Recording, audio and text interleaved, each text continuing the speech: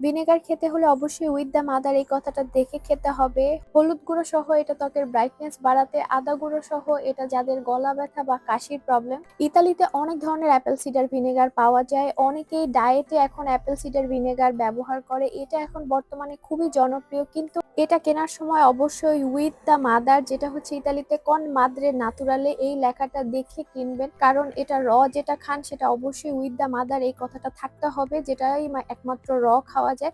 ইতালিতে super market গুলোতে অনেক ধরনের অ্যাপেল সিডার ভিনেগার পাওয়া যায়, যেটা আপনারা খাবারের সাথে মিক্সড করে খেতে পারবেন, কিন্তু যেটা ডায়েটের জন্য খাওয়া হয় সেটা অবশ্যই এটা আপনাকে লেখা দেখে কিনতে হবে।